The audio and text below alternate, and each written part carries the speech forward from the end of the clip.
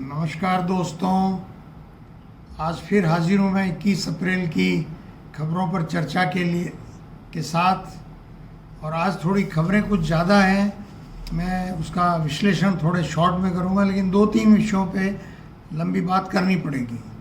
Indian express में बहुत बड़ी न्यूज़ है, कई कॉलम की। वो ये है कि जल शक्ति मंत्रालय ने वित्त मंत्रालय को बोला है कि आपने जल जीवन मिशन की अवधि 31 मार्च 2028 तक बढ़ा दी है, तो हमें 2,80,000 करोड़ रुपए आप आवंटित कीजिए ताकि हम राज्यों को दें और काम पूरे हो सकें। लेकिन वित्त मंत्रालय ने ऐतराज़ उठाया है कि आपने शुरू में कहा था कि 30,000 रुपये प्रति घर, प्रति कनेक्शन जो है वो खर्च होंगे, जबकि 1,37,500 रुपये प्रति घर पे अब खर्च आ रहा है। तो इसलिए 1.25 लाख करोड़ रुपया राज्यों को वहन करना होगा, ये ऐतराज़ उठाया है वित्त मंत्रालय ने। कुल मिला के इसका अर्थ ये निकलता है कि ये गतिरोध बना हुआ है। जब अवधि 3 साल बढ़ा दी है मोदी सरकार ने, तो इस गतिरोध को भी समाप्त होना चाहिए। राजस्थान की स्थिति तो इसमें बहुत ही ख़राब है, क्योंकि राजस्थान को 1,07,00,000 कनेक्शन करने थे और अभी तक लगभग 60 लाख कनेक्शन हुए हैं। और बड़ी बड़ी जो परियोजनाएं हैं, ERCP है, कई बांधों से जो पानी आना है, इंदिरा गांधी नहर से सीकर में पानी आना है, और इसी तरह बांसवाड़ा में, प्रतापगढ़ में कई जाखम डैम वगैरह से पानी आना है। वो डैम वगैरह पूरे नहीं है, कहीं पर कुछ नहरों का काम बाकी है। तो राजस्थान तो वैसे ही सोर्स के मामले में पिछड़ा हुआ है। और राजस्थान में तो राजस्थान की सरकार ने जो टेंडर खोले हुए हैं वो भी अप्रूव नहीं कर रही है। ऐसी स्थिति में केंद्र सरकार की जो वर्किंग है और हमारे राजस्थान सरकार की वर्किंग तो और ख़राब है, वो चिंताजनक है। इसमें एक पहलू और है, वो उस पर मैं ज़्यादा फोकस करना चाहता हूँ कि 3 लाख करोड़ ओरिजिनल एस्टिमेट माना था मोदी सरकार ने। अब तक 11 लाख करोड़ रुपया वो राज्यों को रिलीज़ कर चुकी है। राज्यों में जब राजस्थान में जल जीवन मिशन का काम करने वाले अधिकारियों की स्थिति ये है कि कल ही एक अशोक जांगीड़ जो SC है, और उसको हमारे वर्तमान सरकार ने भी और पहले की सरकारों ने भी 3-3 जिलों का चार्ज दे रखा है। वो जल जीवन मिशन में कितने कांड किए होंगे कि वो 12 करोड़ तो संपत्ति उसकी अभी तक पकड़ी गई है। 5-5 उसके पास ग्रेनाइट और मार्बल की खाने हैं, सैकड़ों प्लॉट हैं। तो अगर जल जीवन मिशन में इस तरह का भ्रष्टाचार क्रियान्वयन में हुआ है, पहले भी हमने देखा है कि पाइप डाले बिना पैसे उठा लिए करोड़ों रुपए, 10 करोड़ रुपए भी पाली में पकड़े गए, उस पर भी लिपापोती हो रही है। उत्तर प्रदेश में भी एक एक्सियन को उसके ही AN और ठेकेदार ने घर की छत से नीचे फेंक दिया और उसकी डेथ हो गई। इलाहाबाद का रहने वाला था और वो प्रतापगढ़ में या फतेहपुर में पोस्टेड था। तो इसका मतलब जल जीवन मिशन में कि CBI जांच होनी चाहिए और त्वरित जांच होनी चाहिए। ये क्रियान्वयन में अगर इतना भ्रष्टाचार है तो ये जल जीवन मिशन अपने आप में एक नासूर बन चुका है। ये तो हुई इंडियन एक्सप्रेस की जो खबर, बड़ी इम्पोर्टेंट खबर है, उस पर थोड़ी सी विस्तृत चर्चा। दूसरा विषय है राजस्थान के अखबारों में मुख्यमंत्री का झुंझुनू का कल का दौरा, जहां उन्होंने जगह जगह सभाएं की। ठीक है, वो उनको सभाएं करने का अधिकार है, वो करें, जो भी घोषणाएं करनी है वो करें। पिलानी में उन्होंने सीरी के ऑडिटोरियम के कॉन्फ्रेंस हॉल में राजस्थान और हरियाणा की जो टास्क फोर्स है अधिकारियों की, जिसमें हरियाणा के भी अधिकारी आए, राजस्थान के भी अधिकारी गए, उस मीटिंग की उन्होंने अध्यक्षता की। हालांकि हरियाणा के मुख्यमंत्री या सिंचाई मंत्री तो नहीं आए, चूँकि अधिकारियों की मीटिंग थी और मुख्यमंत्री राजस्थान का हित उसमें महत्वपूर्ण है, तो अच्छी बात है। पर जिस तरह से खबरें आ रही है उससे लगता है, अखबारों के खबरों के आधार पर कह रहा हूँ, अंदर क्या हुआ वो मुझे मालूम है, लेकिन मैं उसकी बात नहीं करूँगा। ये गोपनीयता का प्रश्न है, मुझे नहीं कहना चाहिए। अखबारों के हिसाब से ये तय हुआ है कि 1 महीने में रिपोर्ट बनेगी, उसके बाद डीपीआर बनेगी, फिर केंद्रीय जल आयोग को जाएगी, फिर राजस्थान सरकार हो सकता है कोशिश करे कि ये राष्ट्रीय परियोजना हो जाए, क्योंकि जो यमुना के अपर बेसिन पे जो बांध बन रहे हैं वो तो राष्ट्रीय परियोजना के रूप में ही बन रहे हैं। लेकिन अगर इतना समय लगता है तो ये डाउटफुल है कि इस कार्यकाल में भजनलाल जी यमुना प्रोजेक्ट पे कोई ईंट भी लगा सकेंगे। कह तो दिया कि पाइप डाले जाएंगे, वो तो सबको ही मालूम है, पहले से जो डीपीआर बनी हुई है उसमें भी पाइप ही हैं। अगर आप स्पष्ट नीति रखते हैं तो, हालांकि मुझे कांग्रेस का एक कार्यकर्ता होने के नाते आपको सचेत नहीं करना चाहिए, पर मेरे लिए राज्य हित सर्वोपरि है। तो अगर आप में थोड़ी समझ है तो आप जो इनटेक बनना है यमुना पे, जहाँ बनना है वो हथनी बैराज के आप अपस्ट्रीम पे बना सकते हैं, तो बहुत बड़ी उपलब्धि मैं आपकी मानूंगा, क्योंकि हरियाणा अपस्ट्रीम पे बनने देगा या नहीं देगा। अपस्ट्रीम पे बनता है तो वो इनटेक आप शुरू कर दीजिए, CWC से फास्ट ट्रैक पे मंजूरी लेकर के। उस पर बड़े बड़े पंप लगेंगे, उसको बनाने में भी ये 2, 3, 4 साल लगेंगे, क्योंकि वो बाढ़ आएगी तब उसका काम बंद रहेगा, यमुना में फ्लो चलेगा तब भी उसका काम बंद रहेगा। उसमें साल में मेरे हिसाब से 5-6 महीने से ज़्यादा काम हो नहीं सकता। उसके बड़े बड़े वो बनाने पड़ेंगे बंदे, जिनसे कि पानी उस इनटेक के अंदर नहीं जाए। उसके पंप भी डिज़ाइन होंगे, वो पंप भी मैन्युफैक्चर होंगे, विदेशी कंपनी बनाएगी, भारतीय कंपनी बनाएगी। तो वो बनाने से आपको ये लाभ हो सकता है, हमें लाभ हो सकता है कि जब आप पाइपलाइन डालें तो उन पंपों से पानी पंप करके पाइपों की टेस्टिंग जो है वो करने में समय बच सके, वरना इतने पाइपों की टेस्टिंग करने के लिए जो पानी का इंतज़ाम करना पड़ेगा किसी भी कंपनी को, वही अपने आप में एक बड़ा मुश्किल काम होगा। तो मैं समझता हूँ इनटेक अगर आप अलग से बना सकते हैं अपने स्तर पे, राज्य खर्चे से, CWC से बात करके जल शक्ति मंत्रालय से बात करके, तो वो एक कदम आपको उठाना चाहिए। लेकिन अब आपके सलाहकार और जो तकनीकी लोग हैं वो क्या आपको सलाह देते हैं नहीं देते हैं इस बारे में मुझे कुछ कहना है नहीं। अब कुछ खबरों पे आ जाते हैं, एक एक करके मैं सारी खबरें आपके सामने रखूँगा। कोविड में फिर राष्ट्रदूत ने सीरीज के रूप में यादवेंद्र शर्मा कोई हैं जिन्होंने कुछ खोजी पत्रकारिता की होगी, वो गहलोत साहब के पीछे पड़े हुए हैं कि कोविड के SDRF, कोविड दौरान SDRF फंड का मिसयूज़ हुआ, ICU बना दिए गए, मनमर्जी की कंपनियों को काम दे दिए गए। तो जो लोग भी इस एजेंडा को चला रहे हैं वो सामने क्यों नहीं आते हैं? क्योंकि कोविड मैनेजमेंट राजस्थान का पूरे देश में सराहा गया था, और जब आपदा होती है तो कुछ निर्णय लेने पड़ते हैं। फिर भी आप अगर कुछ खोजी पत्रकार हैं तो प्रमाण के साथ सामने लाइए, या अफवाहें फैलाने से तो ज़्यादा कुछ हासिल होगा नहीं। खड़गे साहब का बयान है कि मोदी सरकार कांग्रेस के साथ दुश्मनों जैसा व्यवहार कर रही है। हाँ, बिल्कुल सही है, लोकतंत्र में एक सदाशयता होनी चाहिए। एक आप जिस तरह से आरोप लगाए जा रहे हैं, ऐसा लगता है जैसे मोदी जी अभी भी विपक्ष में हैं और कांग्रेस सत्ता में है। अभी भी सवाल कांग्रेस से किए जा रहे हैं। रोजगार पे तो कल उनके प्रिंसिपल सेक्रेटरी ने ही खुला कर दिया कि 1 करोड़ रोजगार चाहिए, लेकिन दे नहीं पा रहे हैं। पायलट साहब ने इसको लेके बहुत अच्छा ट्वीट किया है और वो बहुत ही वायरल हुआ है, कल दिन भर से मैं देख रहा था। राजस्थान हाईकोर्ट ने रजवाड़े को, राजस्थान जयपुर जो अपने रजवाड़ा है उसको केस चल रहा था कि टाउन हॉल और जलेब चौक और पुराना पुलिस हेडक्वार्टर वो राज्य सरकार के संपत्ति रहेंगे। मैं समझता हूँ रजवाड़ों को भी धीरज धरना चाहिए, ये मुकदमाबाजी से दूर रखना चाहिए। 1949-48 में पटेल और विभिन्न रजवाड़ों के बीच में जो समझौते हुए उसमें तय हो गया था कि कौन सी संपत्तियां किसके पास रहेगी।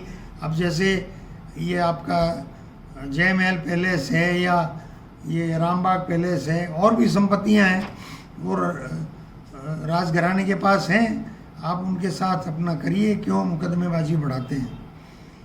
ऐसी PhD 3 जिलों का चार्ज कन्हैयालाल जी चौधरी ने दे रखा है। वो तो खबर मैंने अभी आपको बताई थी कि 3 जिलों का चार्ज भाई ऐसे आदमी को क्यों दे रखा है। बांसवाड़ा की तो खबरें भी महीने भर से चल रही हैं कि वहाँ बिना पाइप डाले पेमेंट हो गए। एक बड़ी अच्छी खबर है कि आईएएस ऑफिसर्स के ट्रेनिंग प्रोग्राम में पटेल साहब ने, सरदार पटेल ने कहा था कि जो निडरता से मंत्रियों को राय देने में अपने आप को सहज नहीं पाते हों आईएएस, वे वापस चले जाएं। आज भी आईएएस जो हैं वो जिस तरह से राजनीतिक तंत्र के पिछलग्गू बने होते हैं बहुत सारे, उनके लिए संदेश है सरदार पटेल का। एक सुखद खबर है कि खिलौना उद्योग जो खिलौने बनाते हैं वो भारत निर्यात भी करता है, आयात भी करता है। तो पिछले 5 साल में पहली बार ऐसा हुआ है कि भारत ने जितना आयात खिलौनों का किया है, ज़्यादातर हम चाइना से ही करते हैं, उसके मुकाबले हमारा निर्यात ज़्यादा हुआ है। इसका मतलब खिलौना उद्योग को अगर और बढ़ावा दिया जाए तो भारत जो है एक बड़ी शक्ति इस क्षेत्र में भी बन सकता है। ऑनलाइन हथियार का बहुत बड़ा बालोतरा क्षेत्र से जो है वो नेटवर्क पकड़ा गया है। अपराध के नियंत्रण के लिए पुलिस जितने सख्त कदम उठाए उतना अच्छा है, और ये प्रयास हो और सुनिश्चित किया जाए कि ऐसे अपराधियों की जमानत नहीं हो और जेलों में इनके पास मोबाइल नहीं हो, ये इसका सेकेंडरी है। और कल ही ये भी आया था कि प्रतापगढ़ में एमडी ड्रग्स बनाने का जो है बहुत बड़ा नेटवर्क चल रहा है। एक एमडी की गोली 2-2.5 हज़ार रुपये में बिकती है और वो जान तक चली जाती है। इतना आदमी उत्तेजित हो जाता है, इतनी उसमें ताकत सी आ जाती है। तो और वहाँ पर हथियारबंद उनके वो रहते हैं सुरक्षा के गार्ड जो फैक्ट्रियों के, और वो कोई अगर संदिग्ध आ गया तो गोली मार देते हैं। और जंगलों में है, किसको गोली लग गई, कौन खो गया, कोई पता नहीं चलता। तो राजस्थान सरकार की जिम्मेदारी है कि सीआरपीएफ, बीएसएफ, आर्मी, जिसकी भी मदद लेनी हो, इन जंगलों को अपराधियों से खाली करवाया जाए। एक चिंताजनक खबर है, राजस्थान पत्रिका की अच्छी पहल है कि जो निर्माण श्रमिक हैं, निर्माण श्रमिकों के बारे में बहुत से लोगों को मालूम नहीं होगा कि 2012 में सुप्रीम कोर्ट ने ये आदेश जारी किया था कि जितना भी कंस्ट्रक्शन वर्क हो, ख़ास तौर पे सरकारी कंस्ट्रक्शन है तो निजी के लिए भी, जो निजी कंपनियां रजिस्टर्ड हैं उनके लिए भी है, तो वो ये है कि जितना कंस्ट्रक्शन हो उसका 1% जो है वो निर्माण श्रमिक सेस वो सरकार के पास जमा होना चाहिए। और वो सेस कट जाता है बिल में से, वो जमा होता है, सरकारों के पास सैकड़ों हज़ारों करोड़ रुपया सालाना आता है, उसी में से निर्माण श्रमिकों के कल्याण की योजनाएं बनती हैं। तो पिछले दिनों आया था कि उनके निर्माण श्रमिकों के बच्चों को छात्रवृत्ति आधे बच्चों को नहीं मिल रही है, 15 लाख बच्चों को रिजेक्ट हो गई। वो पत्रिका की खबर के बाद खुली है। आज पत्रिका ने छापा है कि निर्माण श्रमिकों की जो गर्भवती महिलाएं हैं उनको प्रसूति सहायता मिलती है। बच्ची हो तो 21,000 रुपये, लड़का हो तो 20,000 रुपये, जिससे कि उसका लालन पालन अच्छे तरीके से कर सकें। तो जितनी अर्जियां आई उनमें लगभग 90% अर्जियां जो है उन पर फैसला नहीं हुआ है। तो ये भी श्रम मंत्री और वित्त मंत्री को राजस्थान में देखने लायक विषय है। डोटासरा जी का बयान आया कि प्रदेश में 25 तारीख से संविधान बचाओ रैलियां आयोजित की जाएगी। कांग्रेस पार्टी ने निर्देश दिए हैं और इन दिनों में ब्लॉकों में काफ़ी मीटिंगें हुई है और संगठन का वर्ष है। अगर कांग्रेस के लोग एक होकर के और ये काम करते हैं और आगे बढ़ते हैं तो कांग्रेस का ये राजस्थान में फ़र्ज़ है कि विपक्ष के नाते अपना मजबूती से काम करना चाहिए। निशिकांत दुबे का जो बयान था गृह युद्धों के लिए चीफ जस्टिस जिम्मेदार हैं, उसका नड्डा ने खंडन किया कि सहमत नहीं हूँ। भाई आप सहमत नहीं हो, ऐसा लगता है मन से सहमत हो, वरना उनको पार्टी से निलंबित कीजिए। चीफ जस्टिस की अवमानना कर रहे हैं और आप पार्टी से उनको निलंबित नहीं कर रहे हैं। और उन्होंने रात को बयान और दे दिया, भाई वक्फ कानून को लेके सहमति असहमति हो सकती है। तो वो जो SY Qureshi chief election commissioner थे, उन्होंने उसकी आलोचना की है वक्फ कानून की, तो उन्होंने कह दिया आप तो मुस्लिम कमिश्नर हो। तो ये बीजेपी या तो निष्कासित करे, निलंबित करे, उनका स्पष्टीकरण मांगे। अन्यथा यही माना जाएगा कि ये प्रायोजित है। मुंबई के जैन मंदिर का भी बुलडोज़र चलाने का लंबा चला, उस पर कुछ रिकन्सिलिएशन हो रहा है। पायलट साहब ने जो उस पर अपना बयान जारी किया, उसका अखबार में खबर छपी है। और शिक्षा का अधिकार में पुनर्भरण को लेकर के अशोक गहलोत जी ने भी पत्र लिखा है, उसकी भी खबर छपी है। इसमें मैं सोचता हूँ कि शिक्षा का अधिकार को लेकर के पिछले 5-7 सालों से वसुंधरा जी का कार्यकाल जा रहा था, तब से ही इसमें जेब से राज्य सरकार को कुछ केंद्र से मिलता है, कुछ खुद का मिला के स्कूलों को देना पड़ता है। मैंने प्राइवेट स्कूल के लोगों से बात की, वो भी परेशान हैं, हमें समय पे पैसा नहीं मिलता और सरकार हर 6 महीने में नया आदेश जारी कर देती है। तो मैं समझता हूँ कि आज की सरकार को, चाहे गहलोत जी के सरकार में भी कुछ कमियां रही होंगी, और कुछ भाजपा के मित्र कहते भी हैं, किसी ने मुझे व्हाट्सएप भी किया कि जो गहलोत जी ने चिट्ठी लिखी है वो तो उनके सरकार के समय का ही निर्देश है, तो भाई आप सुधार कर दीजिए। गहलोत जी ने चिट्ठी लिख दी, अपनी सरकार के निर्देश के विरुद्ध लिख दी, उनको आज समझ आ गया होगा कि भाई मेरी सरकार के समय निर्णय सही नहीं था, तो आप उसको एनालाइज कर लीजिए। एक खबर बहुत अच्छी आई है कि इंडियन इंस्टीट्यूट ऑफ साइंस, आपको जानकारी है इंडियन इंस्टीट्यूट ऑफ साइंस जो है बंगलौर की बहुत बड़ी हमारी वैज्ञानिक संस्था है, जिसको भारत सरकार ने बहुत तेज़ी से आगे बढ़ाया नेहरू जी के टाइम में, और टाटा ने इसका स्थापना की थी।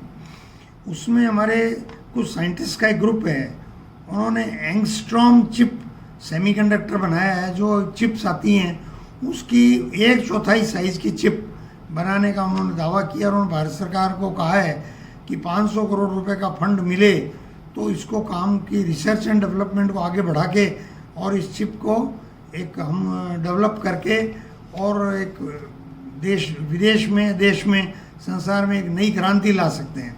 तो इसको मोदी सरकार को तुरंत इस पे आगे वो लेना चाहिए। पीके मिश्रा का कल का जो बयान था कि 1 करोड़ नौकरियां देने की ज़रूरत है, उस पर पायलट साहब का प्रमुखता से बयान छपा है।